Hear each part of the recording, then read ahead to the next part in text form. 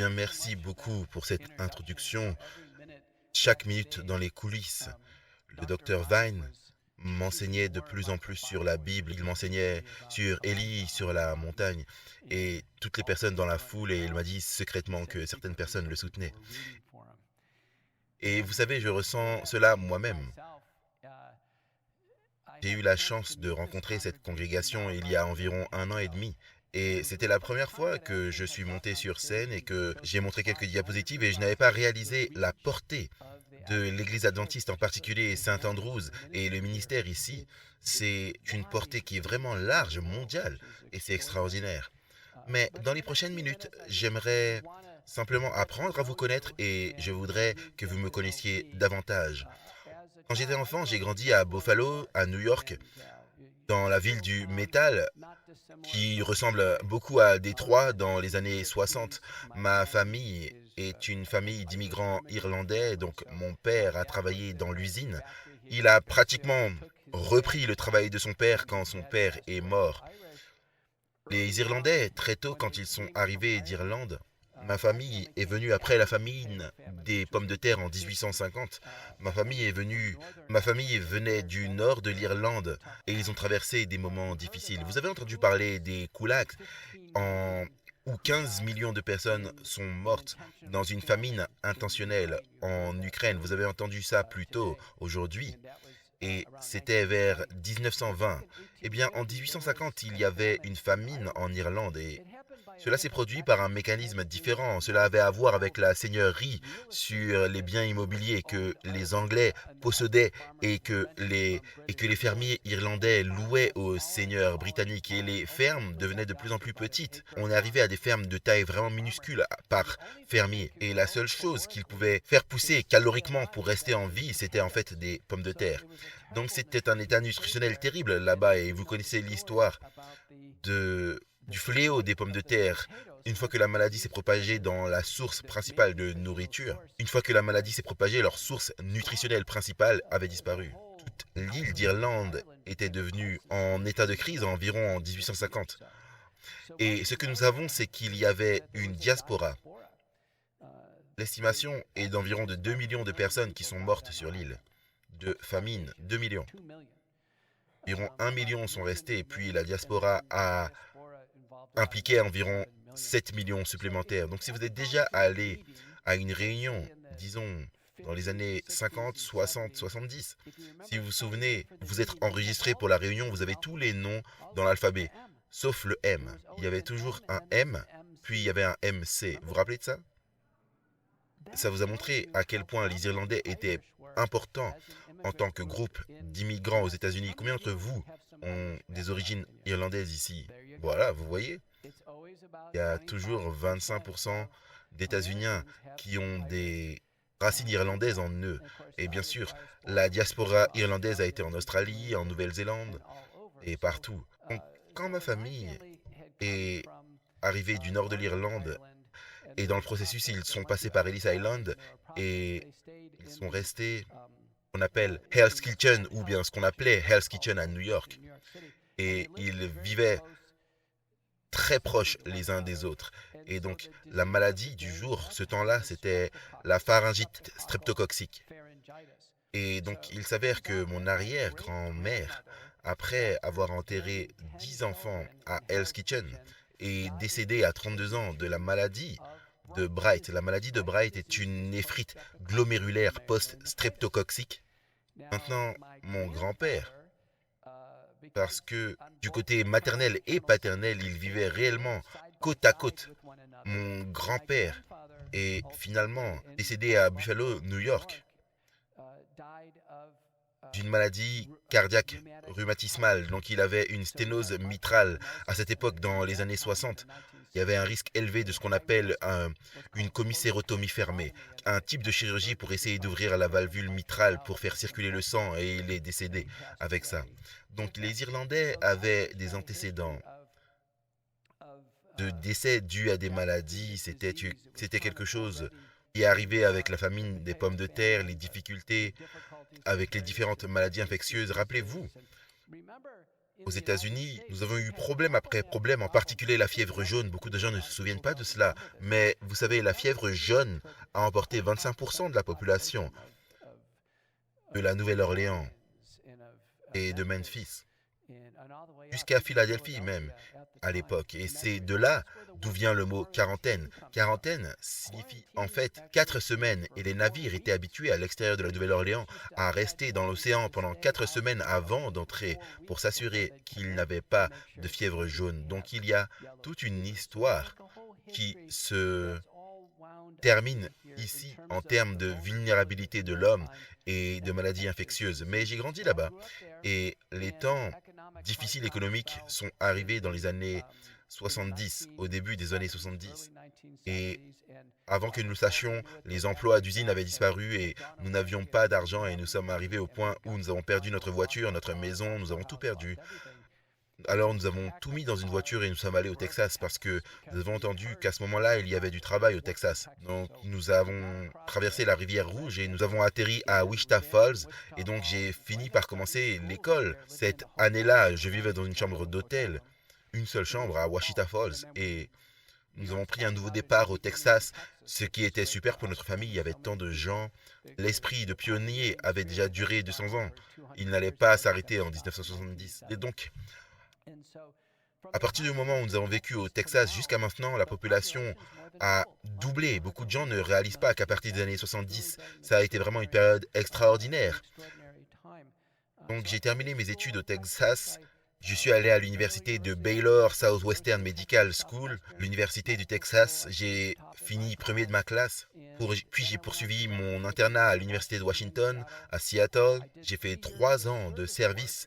Et à l'époque, c'était commun, il y a environ 30 ans, de faire le service militaire.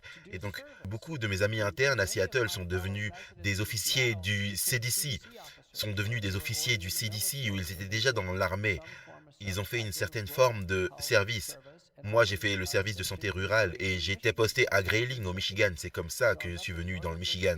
Et alors que j'étais dans le nord du Michigan, j'ai travaillé dans un petit hôpital moi-même et Chuck Williamson de Duke, il est venu. Donc Chuck et moi, on était les deux internes en ville. Il n'y avait pas de spécialistes. Beaucoup de médecins qui travaillaient dur. Nous avons fini par couvrir Roger City quand c'était ouvert et Kalkaska, Gladwin. Et nous étions vraiment un peu partout en train d'essayer de fournir des soins de santé en patchwork dans le nord du Michigan. Donc la 3e année de cela, j'ai décidé que j'avais besoin de plus de formation en épidémiologie, en statistique, et je suis allé à l'université du Michigan, à Ann Arbor, et j'ai étudié l'épidémiologie là-bas, et puis j'ai fait mon fellowship à l'hôpital William Beaumont. Et j'ai été entièrement formé en tant qu'interniste, cardiologue et épidémiologiste, et bien formé.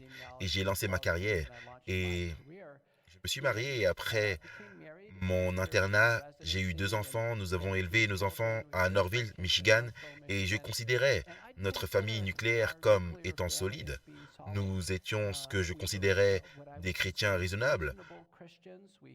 J'ai été baptisé dans l'église presbytérienne de Knox, à Kenmore, New York, et nous allions dans une église presbytérienne à Northville. Ma femme est intéressante. Elle est une chrétienne palestinienne. Et c'est commun dans le sud-ouest du Michigan d'avoir beaucoup d'États-Uniens arabes, beaucoup d'entre vous le savent. Et sa famille était d'une importance historique en Palestine. Donc le grand-père de ma femme était le gouverneur général adjoint sous Samuel, qui était le seigneur, si vous voulez, de la Grande-Bretagne à travers le mandat britannique qui supervisait la construction de la nation d'Israël. Et ma femme, et de son père, mon père était le chef de gare du chemin de fer palestinien. Donc les Palestiniens avaient un système ferroviaire complet, un système éducatif complet. Et à l'époque, il y avait environ 70 000 juifs d'origine qui se trouvaient juste à côté de l'océan, dans une ville appelée Acre, en grande partie là où il se trouvait, et c'était vrai pendant environ 500 ans. Ma femme a en fait un nom de famille turc, Burki. L'Empire ottoman et les Turcs ont contrôlé cette région pendant 800 ans. Donc, la construction de la nation moderne d'Israël est un phénomène assez récent. Beaucoup d'Israéliens actuellement sont des gens qui sont ostensiblement russes ou polonais ou autres. L'accent israélien actuel est presque plus un accent russe. Donc quand je vais en Israël et que je vais faire du jogging à l'extérieur, je m'intègre parce qu'il y a tellement de gens qui me ressemblent, d'aspect russe aux cheveux blonds. Ils ne ressemblent pas à des sémites. Maintenant, les Palestiniens et les Juifs sont sémites. Ce sont des peuples sémites. Et ils ont cette origine commune. L'hébreu est un ensemble limité d'arabes. Donc l'arabe est un arabe dérivé de l'araméen. Donc l'arabe est un langage très large, dynamique, et l'hébreu, lui, très limité. Donc tous les Palestiniens là-bas peuvent parler facilement l'hébreu. Ma femme, sa famille, ils peuvent parler facilement hébreu, car ils vivent dans ce nouvel environnement. Il y a environ 500 ans, ils auraient pu parler le turc probablement, vu que c'était les peuples qui étaient là depuis longtemps. Ils vivaient dans un monde très intéressant. Maintenant, aux frontières d'Israël, du nombre de personnes là-bas, il y a 60% des personnes là-bas qui sont venues là-bas pour construire Israël. Donc ce sont des juifs ou revendiquent le judaïsme. Les 40 autres pourcents sont des Palestiniens. Maintenant, des 40%, 20% sont des Arabes israéliens. Ils vivent du côté des frontières où on leur accorde un passeport israélien. Et les autres 20% restants sont dans les territoires palestiniens, qui sont maintenant presque des villes murées. Donc il y a Ramallah, Hébron, il y a une autre, Bethléem. Il y a un territoire et bien sûr il y a Gaza. Et donc les Palestiniens sont tous évidemment liés les uns aux autres et ils communiquent entre eux d'un côté et de l'autre de la frontière, mais du côté des territoires palestiniens, ils ont leur propre gouvernement démocratiquement élu, ils ont leur propre système de sécurité sociale, leur propre système éducatif, leurs propres universités et leur propre école de médecine. Et beaucoup de gens ne voient pas ce côté des Palestiniens. C'est très intéressant, car maintenant, elle est une chrétienne palestinienne. Ils sont minoritaires parmi les musulmans palestiniens. Mais encore à ce jour, pour ceux qui sont allés en Israël, vous savez, vous irez dans certaines villes où c'est presque exclusivement palestinien. Combien d'entre vous ont été en Israël? Oui, un bon nombre d'entre vous. Donc si vous avez déjà été à Nazareth, il n'y a presque pas de juifs qui vivent à Nazareth. C'est presque entièrement une zone palestinienne. C'est juste du côté de la frontière d'Israël. Donc Israël, j'y suis allé plusieurs fois et j'ai découvert que nous avons de l'immobilier là-bas. J'ai découvert que c'est juste un endroit incroyablement diversifié. Un des plus beaux endroits d'Israël où j'ai été, c'est Haïfa. Est-ce que vous avez déjà été à Haïfa? Et une incroyable partie de la montagne a été achetée par ce groupe de personnes et ils ont construit un jardin sculpté magnifique. Et ça s'appelle le temple Baha'i en Israël. Mais l'une des choses que j'ai conclues en passant en Israël, c'est que ce ne sera jamais un État juif. Jamais. C'est le lieu de naissance du christianisme. Les peuples d'origine sont toujours là-bas, les Palestiniens. Il y a sont une sorte de secte juive qui a des croyances un peu différentes. Il y a des juifs messianiques, il y a des chrétiens franciscains. Si vous allez à Jérusalem, vous connaissez les différents quartiers. Vous réalisez par sa nature que c'est un lieu multiculturel incroyable, incroyablement diversifié. Et siècle après siècle après siècle, il y a un groupe dirigeant après l'autre qui veut que tout l'endroit soit éthiquement nettoyé. Et cela n'arrivera tout simplement pas. Ça n'arrivera tout simplement pas. Le régime actuel veut que ce soit un État juif. Et c'est juste avec 40% des gens qui font quelque chose de différent, y compris les chrétiens musulmans. Et les autres, ça n'arrivera tout simplement pas. Et je pense que c'est la tension avec la façon dont les choses sont présentées. Et j'ai appris cela après 35 ans de mariage. Et la raison pour laquelle je vous dis tout cela, c'est parce que c'est le fondement de ma vie et de mon mariage et d'avoir quelqu'un qui est résistant en tant que Palestinien où sa famille finalement a dû fuir après la guerre de 1967, à l'époque où les forces de défense israéliennes s'étaient rassemblées. Le vent avait tourné dans ce pays et quand ils sont arrivés chez ma femme, ils ont emmené les femmes et les enfants dans un camp de réfugiés. Ils ont amené les hommes dans un camp de travail, une prison pour les forces de défense israéliennes. Ils ont emménagé les familles polonaises et familles russes dans la maison familiale qu'ils possédaient depuis des centaines d'années. Et donc, après avoir fait 2 ou 3 ans comme ça, ils se sont finalement réunis et ils ont finalement pris un avion pour aller à Toronto et ont déclaré l'asile politique. Là-bas, ils se sont établis à Toronto et c'est là que ma femme a grandi. Mais le fait qu'elle soit palestinienne et chrétienne est d'une lignée très ancienne du christianisme et elle est résiliente, très très important. Donc ma vie était parfaite en tant qu'universitaire, j'avais tous les merveilleux privilèges de voyager, la renommée, le conseil, l'édition, et fait de grandes réunions dans presque toutes les grandes institutions des États-Unis. J'avais un excellent bilan, j'étudiais comment les fonctions cardiaques et rénales étaient interdépendantes.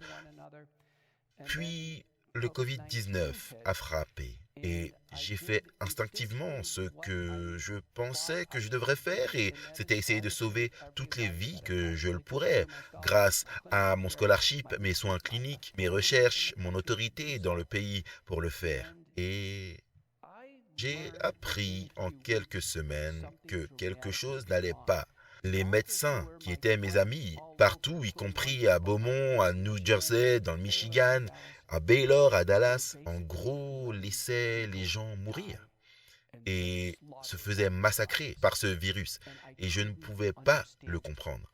Ils se sont rapidement fermés, ils ne voulaient pas en parler, les appels téléphoniques ni les mails n'étaient pas retournés, les gens ont commencé à se bloquer les uns les autres, mais ces médecins allaient laisser leurs patients se faire massacrer, et c'est ce qu'ils ont fait. Et je ne pouvais pas le croire. Cela n'a fait qu'empirer à mesure où nous avons traversé toute l'ère des vaccins. Les mêmes médecins qui ont bloqué le traitement à leurs patients et les ont intentionnellement laissés mourir sont les mêmes médecins qui ont fait la promotion et imposé les vaccins sur leurs patients. Sont les mêmes. Les deux sont liés. J'ai parlé à Tucker Carlson quand je suis allé au studio. J'ai dit, Tucker, les deux sont liés. Quelque chose se passe. Il y a une sorte de perturbation. Et puis, vous savez, en tant que chrétien raisonnable, j'ai commencé à voir les choses. Quand je dis raisonnable, je voulais dire, j'allais à l'église, j'ai compris les principes, j'accepte Christ comme mon sauveur. J'ai enseigné à mes enfants les principes chrétiens, mais je ne croyais pas que Dieu spécifiquement gérait ma vie. Et je ne croyais vraiment pas ou ne voyais pas les actes de Satan ou du mal se produire. Je comprenais le mal comme un concept, mais je pensais que tout était dans le domaine humain. Je croyais vraiment cela. Et puis, avec ce qui s'est passé en 2020, j'ai réalisé que juste publier un article sur le traitement du Covid était presque un sacrilège dans la médecine, que d'une manière ou d'une autre, quand j'ai publié l'article dans la revue de médecine générale états-unienne, qui est un très bon journal, j'ai reçu des éditeurs qui m'ont envoyé des lettres. J'en ai reçu une de Duke, de Ménache, de McMaster, du Brésil. Et les lettres étaient, Docteur McCullough, vous ne pouvez pas traiter le Covid. Vous ne pouvez pas traiter ça. J'ai dit, quoi? Mais bien sûr que je peux. Et j'avais même de plus en plus de preuves. J'ai dit, vous devez surmonter la peur et me rejoindre pour traiter les patients et sauver des vies. Mais la réponse était, vous savez, je ne peux pas faire ça. Et donc, au fur et à mesure que les médicaments évoluaient, j'avais besoin d'obtenir un deuxième article mettant à jour le protocole. Et à Baylor, nous avions le merveilleux luxe où, dans le journal états-unien de cardiologie, les actes du centre universitaire médical de Baylor ont été publiés directement dans nos bureaux. Donc, j'ai organisé un article pour montrer les procédures du centre médical de l'université de Baylor. Et j'ai parcouru tout le processus d'examination des pairs, j'ai eu les commentaires, j'ai fait des éditions, il y a eu une décision finale éditoriale, ça a été accepté pour la publication, les frais d'auteur, preuve de galets, les frais de publication, tout était fait, c'était une affaire conclue. Ce serait toujours en médecine. Et puis chaque jour, à ce moment-là, j'ai été appelé au Sénat états-unien. J'avais besoin de citer cet article avec le protocole dedans. Et j'attendais, et j'attendais, et j'attendais, et j'attendais, et rien ne se passait. J'ai continué à contacter les éditeurs Taylor et Francis. Et finalement, Taylor et Francis, j'ai finalement eu quelqu'un au téléphone. Et ils ont dit, il y a un problème avec cet article. Le problème, vous savez, un problème, ça aurait été... Le problème aurait pu avoir lieu il y a 2 mois, mais là, c'est déjà une affaire conclue.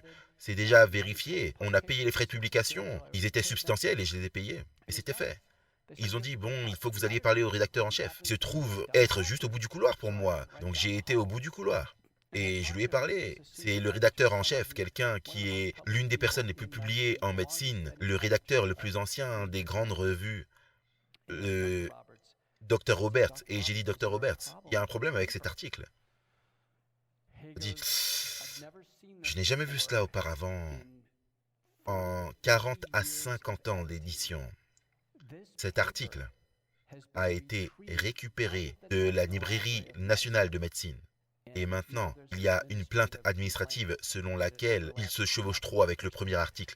La librairie nationale de médecine est une base de données informatique. Ce n'est pas géré par des gens, c'est une base de données informatique. Il y a quelque chose comme 20 000 entrées faites par jour. Par jour.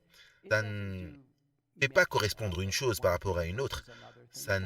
Tout le chevauchement avec des documents précédents, tout cela a été vérifié à l'avance. En fait, ça a été vérifié. J'avais toute une transmission qui s'est passée. Quand cela s'est produit, mon visage est devenu rouge. Et je savais que quelque chose d'extraordinaire devait arriver. Et ça devait arriver. C'est impossible pour que quelqu'un découvre cela. C'est impossible pour que quelqu'un soit réellement en mesure d'identifier cela et se rendre compte qu'un autre papier de traitement arrive. C'est impossible. Et physiquement et d'une perspective de technologie informatique, impossible. Je suis rentré chez moi ce soir-là et j'ai dit à ma femme, je pense que c'est un acte de Satan. Je pense que Satan est directement intervenu dans ma vie. Et alors que les choses sont devenues plus tendues, en 2020, j'ai été appelé au Sénat états-unien et j'ai été le principal témoin d'une série d'audiences historiques du 19 novembre 2020. J'ai dû soumettre une biographie au Sénat états-unien. J'ai eu un rédacteur du discours parce que j'avais une déclaration d'ouverture de 5 minutes. Je devais avoir un certain format, donc j'ai eu un rédacteur de discours à Washington et j'ai fait ceci et cela. J'ai négocié avec le Sénat, ça a été accepté et maintenant tout ce qu'il y avait à faire c'était de lire mon discours. Tout ce qu'il avait à faire. Et ma femme et moi sommes allés à Washington. J'étais à l'hôtel Kimpton, probablement 600 chambres. Il y avait 3 personnes dans tout l'hôtel. Tout Washington était fermé. Tous les Starbucks autour étaient fermés. Nous avons littéralement marché 10 kilomètres pour trouver un restaurant ouvert. Et nous sommes passés devant le Smithsonian, tout était fermé. J'ai dit, mais attends, on est à Washington, à l'automne 2020 et tout était fermé, et notre gouvernement ne se réunissait pas, ça avait été dissous. Alors cette nuit-là, je pratiquais mon discours et ma femme le chronométrait. Elle dit, tu n'y arrives pas en 5 minutes. Tu n'y arrives pas en 5 minutes, ça ne marche pas. Tu ne prends pas le temps qu'il faut. Et moi, je ne suis pas un bon lecteur de messages. J'ai l'habitude de faire ce que je fais maintenant, de le faire sans commentaire préparé. Je me suis préparé dans ma tête, mais je parle de manière improvisée. Donc je suis allé me coucher cette nuit-là, je n'ai pas bien dormi, j'étais au jour 17 d'après Covid, je me remettais du Covid. J'ai eu un cas relativement grave, j'étais sous stéroïdes et je ne dormais pas très bien. Je n'avais pas eu de coupe des cheveux depuis des mois et donc me voici. Je suis au Sénat, déclaration liminaire. Les déclarations liminaires sont faites par le sénateur Johnson, qui est le témoin majoritaire. Puis les déclarations liminaires par Gary Peters du Michigan, qui est le président minoritaire. Et le sénateur Johnson n'a pas de masque. Il est magnifique, il est brillant. Il dit, j'amène des médecins ici pour dire aux États-Unis où ils ont réussi à traiter des patients. Et Gary Peters a laissé une mascotte noire ici. Et Gary Peters dit, eh bien, dans ce que nous allons attendre aujourd'hui, ce que je ne veux pas que les États-Unis fassent, c'est d'avoir un espoir quelconque. Il voulait dire aucun faux espoir, mais ça a échappé et il a dit qu'il ne voulait pas que les États-Unis aient un quelconque espoir. Il ne voulait pas que les États-Unis aient un quelconque espoir et je n'oublierai jamais cela. Les chambres du Sénat étaient relativement vides, la plupart des gens n'étaient pas là. On était censé avoir Mitt Romney et Kamala Harris et tout le monde était absent. Donc après le commentaire, je suis le premier témoin et le sénateur Johnson m'a introduit, Dr. McCauley. Je regarde ce discours impossible de 700 mots en 5 minutes et je regarde mon chronomètre, j'ai 5 minutes et c'est tout. Et je retourne ce discours et je mets de côté mon discours et j'ai démarré. Et à ce moment, j'ai eu l'impression qu'un éclair est entré dans mon corps. Et ma voix a changé. Je suis devenu agressif. Je suis devenu hyper concentré. Je n'ai trébuché sur aucun point. J'ai montré mon protocole. J'étais clair. Et quand j'ai conclu, vous savez, j'avais conclu que les vies états-uniennes étaient perdues parce qu'un traitement précoce avait été refusé. Et j'ai conclu qu'une fraude universitaire s'était produite dans la littérature et j'ai utilisé ces mots. Mais quand j'ai fini et j'ai baissé les yeux, c'était 5 minutes. Pas une seconde de plus, pas une de moins.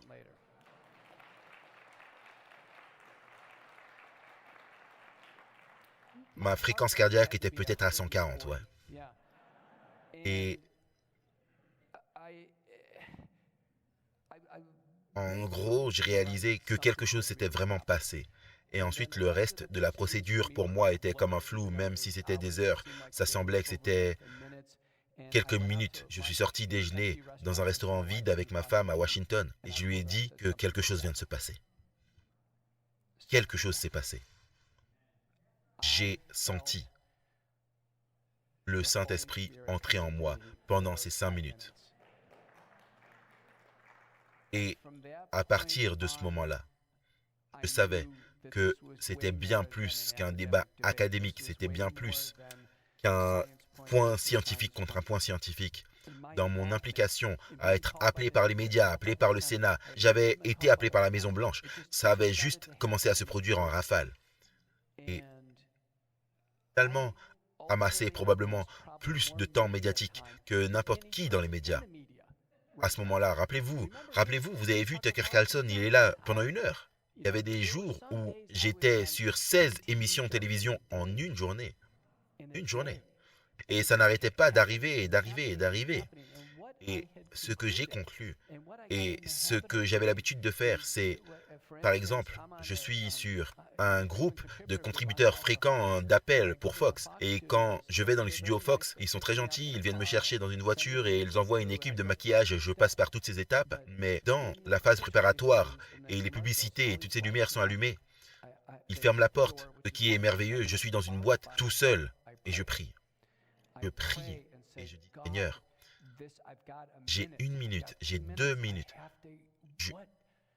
Que ces mots, que ces paroles me traversent, que ces paroles sortent de moi. Donc quand vous me voyez dans les médias, c'est ce que je fais, j'essaye de laisser Dieu parler à travers moi. Et ça a commencé à se produire de manière de plus en plus régulière. Et, et j'ai commencé à faire des programmes publics et c'est comme l'un des premiers que j'ai fait ici, mais j'en ai fait beaucoup plus. C'était une journée froide en janvier de 2022 et j'étais à Minneapolis. Et nous avons une sorte de menace de mort qui était annoncée. Donc ça nous a secoués. Ma femme était avec moi, la police était là pour vérifier notre chambre d'hôtel et les choses devaient être vérifiées. Donc on était un peu secoués parce que c'était la première fois que cela se produisait.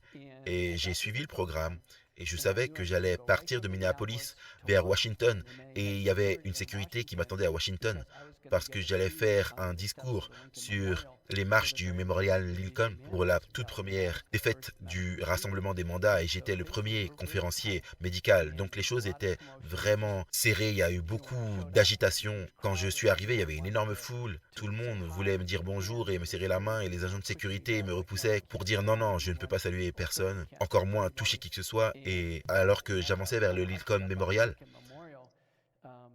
je suis monté là et j'ai vu cette énorme foule et c'était une journée glaciale. Et la même chose s'est produite. La même chose s'est produite. J'ai juste dit, parle à travers moi. Et c'était 7 minutes. 7. Et j'ai touché tous les points. J'ai touché tous les points. Je me suis arrêté et j'ai écouté toute dissidence de la foule. Et quand vous regardez en arrière dans l'histoire, certains des discours les plus importants sont les plus courts. Le discours de Gettysburg, par exemple, c'était 2 minutes 30. C'est vraiment important. Donc cela a commencé à se produire encore et encore. Puis, pendant cette période de temps, mon interprétation, c'est que les actes de Satan ont été dirigés contre moi et les gens dans mon entourage et probablement vers vous. Alors, j'ai été conduit dans un bureau un jour à l'hôpital après des années de services parfaits, des subventions de patients, des revenus. J'ai eu du succès avec le Covid, j'ai témoigné au Sénat états-unien, les gens applaudissaient, ils ont pris une demi-journée pour regarder le témoignage. Semaine plus tard, j'ai été introduit dans un bureau et on m'a dit rends ton badge, tu es viré. Quelle était la raison? Aucune raison. Aucune raison. Je n'avais transgressé aucun contrat, violé aucune procédure régulière, pas d'importance. Je dois transférer mon cabinet, je dois transférer tous mes contrats d'assurance, une quantité de travail énorme pour un médecin qui est occupé. Et maintenant, je dois transférer mon cabinet. Donc, j'ai fait tout ça dans le même centre médical.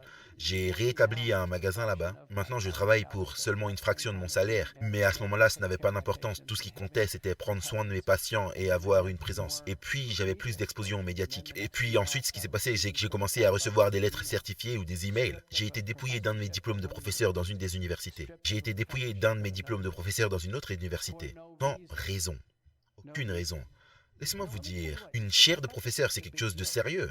Il doit y avoir une audience du Sénat de la faculté, il doit y avoir des discussions. Je veux dire, si j'ai commis un acte de turpitude morale ou quelque chose comme ça, il y aurait toute une enquête. Il n'y a rien eu, c'était juste une lettre très stérile. Vous êtes défroqué de ce titre. Et ensuite, une autre lettre a suivi. Si vous utilisez ce titre publiquement, nous allons vous poursuivre en justice. Et ensuite, la même chose pour les éditeurs. J'étais éditeur de 2 revues majeures. Encore une fois, pas de procédure régulière, pas de réunion éditoriale, pas d'appel de courtoisie, pas de plan de transition. Juste d'être viré en tant que rédacteur en chef. Puis ça a continué. J'ai été viré de tous les comités nationaux des instituts de santé, desquels je faisais partie, certains depuis des décennies. Tous les comités de sociétés pharmaceutiques. Des sociétés pharmaceutiques qui n'avaient rien à voir avec les vaccins. Des comités du NIH qui n'avaient rien à voir avec le Covid. Et cela a continué, a continué, a continué. Récemment, il y a 2 semaines, j'ai reçu une lettre d'une société française qui me dépouillait du poste de président de rédacteur en chef, de conseil de surveillance, de sécurité quotidienne, dont je faisais partie depuis... C'était un investissement à long terme. Les actes demandent des efforts, ils coûtent cher à mettre en place parce qu'ils doivent trouver des gens pour me remplacer. Ils doivent faire de nouveaux contrats. Ce n'est pas une chose mineure. Les gens qui font ça se font du mal à eux-mêmes. Ils n'en tirent aucun bénéfice. J'ai eu probablement 2 douzaines de lettres comme ça. Dans mon livre, Le courage d'affronter le Covid-19, d'ailleurs, j'ai 3 exemplaires pour les 3 meilleures questions. Donc, dans Le courage d'affronter le Covid-19, il raconte l'histoire que je vous raconte aujourd'hui. Et il y a un chapitre dedans qui s'appelle Le dépouillement. Et c'était presque une analogie religieuse avec le dépouillement. La façon dont j'ai été défroqué, ce n'est pas douloureux, je ne souffre pas. C'est humiliant. C'est une chose publique. Mais ça a atteint son paroxysme l'année dernière. En mai, j'ai reçu une lettre du Comité états-unien de médecine interne qui certifie les médecins en tant qu'internistes et cardiologues et autres spécialistes. Et ce comité a déclaré « Vous avez transgressé notre politique de désinformation concernant le Covid ». Il s'avère qu'en septembre 2021, l'ABIM a promulgué une politique de désinformation contre le Covid. Mais ils n'ont pas dit aux médecins ce qu'ils considéraient être de la désinformation ou de l'information. Ils ne nous ont pas donné des modules d'enseignement ou des points de discussion ou quoi que ce soit. Alors qu'on fait beaucoup de modules d'enseignement, on fait beaucoup de conformité, on signe toutes ces choses-là, mais là, rien. Donc ils ont proposé cette politique en septembre 2021, sont remontés dans le temps en mars 2021. Ils ont dit « Ah ah, ce que vous avez dit au Sénat du Texas, c'est de la désinformation. Nous ne sommes pas d'accord avec vous. » Et voici la raison pour laquelle nous ne sommes pas d'accord. Donc je leur ai fait une lettre de réfutation, ils sont entrés en délibération et ils ont eu un comité avec des personnes qui n'ont aucune expérience avec le Covid, aucune expérience dans le témoignage, dans un cadre public. C'était vraiment un groupe de médecins juniors et ils sont sortis de cette réunion et ils m'ont condamné pour de la désinformation liée au Covid. Et qu'ils ont dit que maintenant ils ont fait une recommandation pour que je sois dépouillé de mes titres de médecine interne et de cardiologie. Dépouillé. J'ai fait 3 ans de résidence en médecine à l'université de Washington. J'ai fait 3 ans de fellowship en cardiologie à l'hôpital de William Beaumont. J'ai passé tous les examens. Très bien, j'ai terminé. Vous savez, numéro 1 cliniquement dans ma classe à l'école de médecine. J'ai un bilan parfait, sans faille en tant que clinicien. La seule chose dont ce conseil devrait se soucier, c'est est-ce que quelqu'un est compétent en tant que spécialiste. Et en tant qu'interniste, c'est la seule chose. Est-ce qu'ils ont réussi? Est-ce qu'ils sont bien placés? Est-ce qu'ils ont fait une résidence? Est-ce qu'ils ont fait un internat? Maintenant, j'ai dû prendre un avocat et faire ce processus d'appel très ardu. devant le même tribunal de kangourou qui m'a reconnu coupable de désinformation. Est-ce que c'est prouvable ou non prouvable? Et dans toutes mes déclarations, j'ai fait des références, j'ai cité les données, les références. Et donc, je suis maintenant sur le point d'être décertifié. Donc, je peux être la première personnalité publique à être décertifiée et dépouillée de mes titres sans aucune raison clinique. Je ne pourrai plus passer de contrat avec des compagnies d'assurance, donc je ne pourrai plus détenir des privilèges hospitaliers. Et ainsi, tout est dissous. Toute ma carrière commence à être dissoute. Donc à partir du moment où ce conseil a annoncé que j'ai été reconnu coupable de désinformation liée au Covid, quelques semaines plus tard, j'ai été appelé dans un bureau dans mon cabinet actuel, dans le centre où j'exerce. Un très bon cabinet privé, 2 ans d'expérience stellaire et construit une liste de passions et de références, tout ce succès. Et on me dit que je suis viré sans raison. Sans raison. Je rentre chez moi ce soir-là, je dis à ma femme que j'ai été viré sans raison. Maintenant, les médecins qui m'ont viré étaient mes amis, des gars avec qui j'ai été à l'école de médecine. Littéralement, ils regardaient la table, ils ne me regardaient pas dans les yeux. Tu es viré. Et ils semblaient tellement mal à l'aise. Pas de vitriol. Ils n'étaient pas en colère contre moi. Ils avaient une sorte d'obscurité en eux. Ils tremblaient presque et transpiraient. Ils étaient submergés par la peur. La peur était dans leur corps. Le langage corporel de la peur, j'ai appris à le reconnaître. J'ai appris à le reconnaître. Vous savez, je mets à l'épreuve n'importe quel docteur aux États-Unis. S'il pense que c'est juste de refuser un traitement aux gens, ou s'il pense que c'est juste de pousser ces vaccins, de venir et de me parler, de me regarder dans les yeux. Pas un seul. Je n'ai pas reçu un seul mauvais email. Je n'ai même pas reçu un mauvais SMS de l'un de ces médecins. Aucun. C'est devenu si fou que quelqu'un de notre groupe, si quelqu'un vient parler au docteur McCullough, je vous paierai $1 million. Personne ne le fera. Personne ne le fera. Quand je vois des gens dans le couloir. J'ai encore quelques séances cliniques avant de quitter mon poste actuel. Les médecins regardent simplement le sol. Ils regardent simplement le sol. Ils ne peuvent pas me regarder dans les yeux. Les infirmières savent ce qui se passe. Elles savent ce qui se passe, mais les médecins ne peuvent pas me regarder dans les yeux. C'est un signe, fardeau incroyable qu'ils doivent porter. J'en suis venu à conclure qu'ils doivent avoir la présence de Satan en eux. Personne ne bavarde. Si les médecins savaient vraiment que ne pas traiter les patients était immoral et contraire à l'éthique, s'ils savaient vraiment que ces vaccins tuaient des patients et ils le faisaient quand même, ils n'auraient pas pu gérer la culpabilité, il y aurait eu de la dissonance. Il n'y a pas de dissonance. Ces médecins ont pris les vaccins pour eux-mêmes et ils continuent de les prendre. Donc les médecins étaient divisés. Il y a 1 million de médecins là-bas. Il y a peut-être 500 à 1 millier qui l'ont dit très haut qu'ils ne prendraient pas le vaccin. Environ 500 000. Puis il y a environ 100 000 qui n'ont pas pris le vaccin, qui ne pensent pas que ce soit sûr et ils ne l'ont pas dit. Et il y a environ 900 000 qui l'ont pris. J'ai fait une estimation et c'est environ 96% des médecins qui ont pris le vaccin. Donc les médecins sont complètement imbibés. Mais je crois que c'est clairement une bataille spirituelle. Je pense que ce que nous voyons, ce sont des actes de Satan. Vous le savez. Avec le prochain jeune athlète qui meurt, dont maintenant vous voyez des rapports tous les jours. Et les rapports montrent des jeunes personnes qui sont en parfaite santé et ils meurent sur le terrain de sport ou ils meurent dans les vestiaires. Et il y a un type de rapport. C'est bon de les avoir rencontrés et il faut apprécier les gens et un certain type de langage. Mais il n'y a jamais aucune cause sur ce qui s'est passé. Et il n'y a jamais vraiment de réaction des parents. Et c'est mis de côté. C'est mis de côté. Les parents ne parlent pas. Il n'est jamais mentionné si est-ce qu'ils ont pris le vaccin ou pas. Ce n'a jamais été mentionné s'ils ont eu le Covid ou pas. Il n'est jamais fait mention de quoi que ce soit. C'est tout comme si ils disparaissaient comme un scintillement de lumière et c'est terminé. Personne après personne, probablement aujourd'hui alors que je parle, il y en aura encore plus. Et à chaque fois, il n'est jamais fait mention de quoi que ce soit. Jamais aucune mention. Et en fait, s'ils avaient pris le vaccin dans le passé, rapidement, Google et tous les moteurs de recherche changent et vous ne pouvez plus rien trouver. Quelqu'un doit être vraiment habile pour dire « Oh, regardez, ils ont pris le vaccin ». Irene Cara, la femme qui chante Flashdance, ça lui est arrivé récemment et elle est décédée. Et l'article dit elle est décédée et nous ne savons pas ce qui s'est passé. Quelqu'un a déterré quelque part qu'elle a pris le vaccin le jour de son anniversaire et qu'elle avait tweeté ça ou quoi que ce soit d'autre.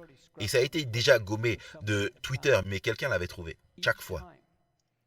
Chaque fois. Donc, quand Damar Hamlin des Buffalo Bills a eu son arrêt cardiaque sur le terrain, en 24 heures, ils ont dépêché une équipe de tournage. J'étais dans le Colorado, ils voulaient mon commentaire. Et j'ai écouté pendant 24 heures les commentaires. Personne dans les médias après personne dans les médias. Joueurs actuels, anciens joueurs, médecins. Pas une seule personne n'a mentionné la possibilité d'une myocardite induite par le vaccin et d'une mort subite. C'était une ligne droite. La ligne droite était que le gouvernement états-unien a payé de l'argent à la NFL en 2021 pour pousser les vaccins à la communauté de la NFL. La NFL a essayé de décider quoi faire. La FDA est sortie et a déclaré que les vaccins provoquaient des myocardites, ce qui signifie que les athlètes ne peuvent pas avoir des myocardites et être sur le terrain. Les athlètes ne peuvent pas prendre le vaccin. Alors la NFL, au milieu de l'été 2021, a déclaré l'obligation vaccinale. Puis pendant 8 mois, les joueurs ont été obligés de prendre les vaccins. La NFL a dit fièrement 95% des joueurs ont pris le vaccin. J'ai dit à Tucker Carlson il y a une semaine, j'ai dit à Laura Ingraham cette semaine, c'est une ligne droite. C'est juste une ligne droite. Tout médecin qui n'envisage pas le vaccin est dans une forme de transe, une forme de brouillard, s'il n'envisage pas généralement le vaccin. Je pense qu'il y a un phénomène psychologique en cours. Je pense que quand les gens ont ça à l'intérieur de leur corps, ils ne peuvent pas imaginer que la même chose puisse leur arriver. La raison pour laquelle les joueurs avaient l'air si nauséeux et tous les commentateurs étaient pâles, c'est que beaucoup d'entre eux pensaient « Oh Seigneur, est-ce que je pourrais être le prochain ?» C'est ce qu'ils pensaient. Est-ce que je pourrais être le prochain? Est-ce que je pourrais être le prochain? Le vaccin et tout ce qu'il comporte et tout ce pourquoi il a été utilisé pourrait être conceptualisé comme un instrument du diable. Il répond à toutes les caractéristiques pour un tel instrument. Il divise les gens, rend les gens malades, fait les gens se remettre en question, enlève la joie, enlève la clarté, crée plus de confusion, plus de doute de soi, tout en une seule injection. Et vous savez, ça pourrait être un instrument du diable. Vous savez, ça pourrait être un instrument du diable même si c'était un placebo. Ça serait encore un instrument du diable. Je pense que le Covid-19, la maladie, était un instrument du diable. Ferme les lieux de culte et laisse ouverts les magasins d'alcool et les lieux de striptease, pas vrai? Effraie nos aînés, enlève nos aînés. Enlève leur dernier Noël, leur dernier anniversaire. Divise les familles. Divise les familles. Crée des quantités infinies de peur et de souffrance. Puis l'hospitalisation, et je pense que l'hospitalisation elle-même représente le mal. Les hôpitaux eux-mêmes maintenant, au lieu d'être des endroits pour se rétablir et récupérer, sont maintenant considérés comme des pièges mortels. Et c'est vrai. Et les horreurs qui se produisent à l'intérieur des hôpitaux sont indescriptibles quand il s'agit du Covid.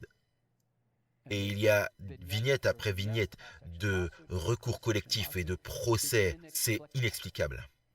Nous y sommes depuis 3 ans.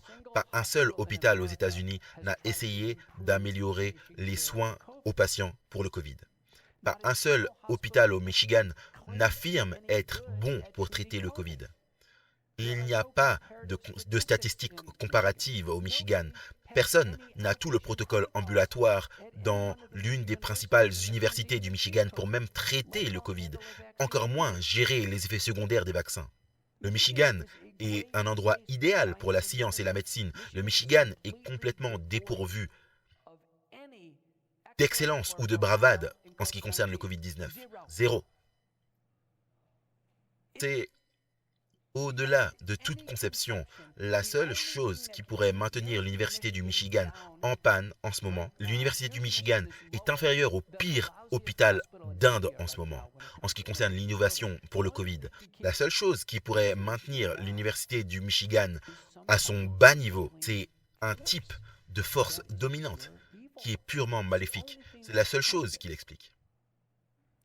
Vous ne pouvez pas entrer dans l'esprit de milliers et des milliers de personnes sans avoir un type d'explication. Et c'est la même chose pour l'Institut Karolinska en Suède. Et c'est la même chose pour les meilleurs hôpitaux au Japon. C'est dans le monde entier. Lorsque le Covid-19 a frappé, c'est venu dans l'esprit des gens de blesser d'autres personnes dans le contexte du Covid. C'est venu dans l'esprit des gens de ne rien faire pour les personnes atteintes du Covid et d'empêcher quiconque qui essaie de les aider. Et maintenant, avec les vaccins, c'est venu à l'esprit que peu importe à quel point ils sont mauvais ou à quel point ils sont inefficaces, ils vont être imposés aux gens sans exception. C'est dans l'esprit des gens, partout dans le monde, simultanément, et ils pensent de la même manière. Ils pensent de la même manière. Et la conférence du Dr Vine m'a vraiment ouvert l'esprit sur ce qui se passe réellement. Une idéologie plus large, dominante, qui, parce que c'est tellement synchronisé et tellement mondial, ne peut pas être due à Twitter. Ça ne peut pas être dû à un certain mémo qui a été envoyé. C'est trop gros. C'est trop gros. Donc, mon parcours personnel, en résumé, c'est que je pense qu'à travers tout cela, je ne me sens pas digne. Mais je pense que j'ai été appelé. Et je pense que ma mission,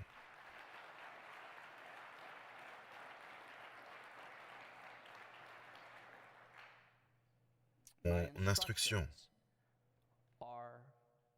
est de délivrer un message. Délivrer un message. Et comme dans tant d'exemples dans la Bible, être appelé signifie sacrifier. Les deux vont ensemble. Et je ne peux pas vous dire combien de personnes sont venues vers moi. Des milliardaires sont venus vers moi. Oh, j'aimerais prendre une photo avec vous. Je veux vous rencontrer. J'aime vraiment ce que vous faites. Je leur dis, vous êtes millionnaire, vous savez le bien que vous pouvez faire pour la Terre? Ils disent, oh non, mais je veux rester dans les coulisses. Tout le monde, dans cette grande controverse dans laquelle nous sommes maintenant, ne veut rien perdre. Ils veulent un bon résultat, mais ils ne veulent aucune perte personnelle ou blessure personnelle. Je ne pense pas que ça va marcher de cette façon. Regardez ce que le Dr Vine a présenté. Il n'y avait personne qui est sorti indemne de cette catastrophe ukrainienne. Personne. Tout le monde a payé un prix. Je pense que ça va empirer aux États-Unis. Ça va empirer. Pas un seul d'entre vous va s'en sortir sans faire un sacrifice. La seule chose que je peux vous dire, c'est que je remercie Dieu en ce moment. Les sacrifices sont sans douleur physique, sans souffrance. Je dors très bien la nuit. On s'occupe très bien de nous en tant que groupe de personnes. Et je peux vous dire en ce moment, je ne ferai rien différemment. Rien. C'est le travail le plus important que nous puissions faire. C'est la chose la plus importante. En y repensant maintenant je comprends que Dieu me préparait pour cela tout le temps. Dieu préparait ma femme à faire cela. Dieu préparait ma famille. Vous préparait.